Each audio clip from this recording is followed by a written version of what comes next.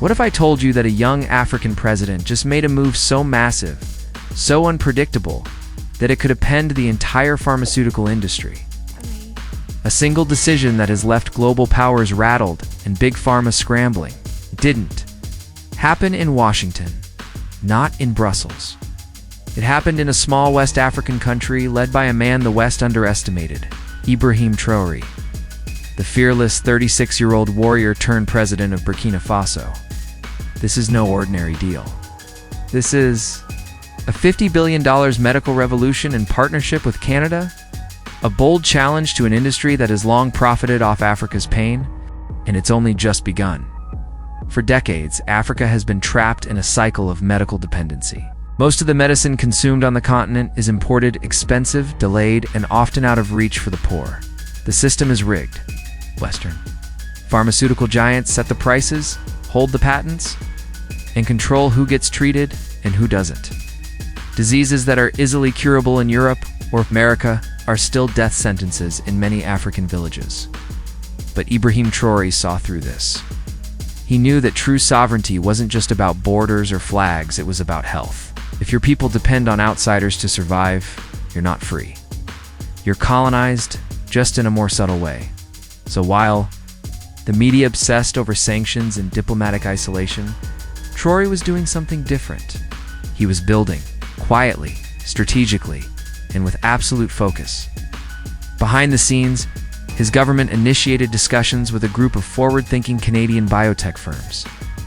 Not the big pharmaceutical behemoths that dominate headlines, but smaller, independent innovators looking for real partnerships, not domination. Traoré didn't want charity. He wanted equity. Didn't beg for aid. He demanded cooperation. That's what he got.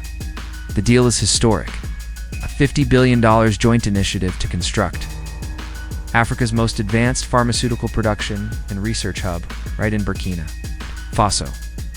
Not only will it produce affordable medicine for local use, it will also serve as an export powerhouse for the entire Sahel region. We're talking vaccines, anti-malarial drugs, antibiotics, even advanced treatments for cancer and chronic illness. And not controlled by foreign companies, owned and operated by Africans. But it doesn't stop there. This project includes training programs to develop a new generation of African scientists, doctors, and pharmaceutical engineers. It means universities in Burkina Faso will no longer just study medicine, they'll innovate it. Local herbs and traditional knowledge will be scientifically researched and patented by African hands, not stolen by outsiders and sold back at 10 times the price. This is what revolution looks like. Not just resistance, but reconstruction. And why Canada? Because unlike colonial powers with bloody pasts and hidden agendas, Canada's interest lies in innovation and sustainability. Their biotech sector is hungry for expansion and eager to find ethical partners. Traoré saw the opportunity and moved fast. Within months, ground was broken, laboratories were drafted, and human capital was mobilized. What seemed like a dream for decades suddenly became a blueprint for a self-reliant Africa. Of course, this didn't go unnoticed. The moment news of the deal broke, Western pharmaceutical lobbies began to panic. Pressure was mounted on Ottawa. Disinformation flooded social media. Stories were planted questioning Traoré's sanity, leadership, and stability. People could see through the fog. They knew what this was: fear. The fear of losing control. The fear that Africa, for the first time, was refusing to be a market and demanding to be a manufacturer. Burkina Faso, a landlocked country often overlooked on the world stage, is now leading a silent medical rebellion. It's no longer just about copper or gold. It's about intellectual property, scientific advancement, and saving lives on African terms.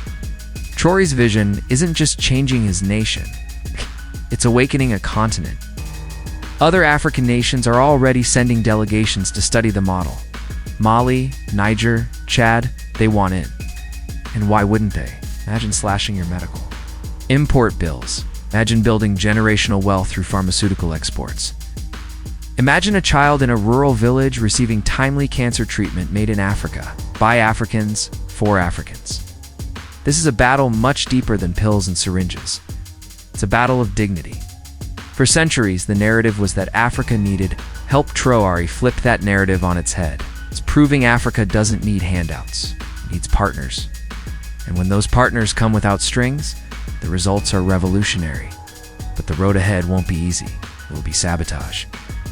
There will be blockades, cyber attacks, propaganda, even assassination attempts. Because when you challenge a trillion-dollar global empire, they don't just sit back and watch, they retaliate. And yet if there's one man built for this fight, it's Ibrahim Traoré. The dark-skinned, heavy-set former bodybuilder with a soldier's discipline and a revolutionary's fire. He didn't rise to power for comfort. He rose for war. A war for his people's future. So here we are, witnessing history unfold in real time. Not in the halls of European parliaments, not in Silicon Valley boardrooms, but in the dusty streets of Ouagadougou, where a leader with a heart of steel is giving his people something they were always denied: power. The power to heal themselves, to grow, to lead. And if you're still watching, it means you believe in something greater too. You believe that real change doesn't come from speeches, it comes from bold action, from fearless decisions. From men like Traoré who refuse to bow down. So don't just be a viewer, be a part of this movement. Subscribe now, because we're just getting started. And in the coming days, you'll see how far this vision will go and why the world is about to witness the rise of a truly independent Africa. You won't want to miss what happens next.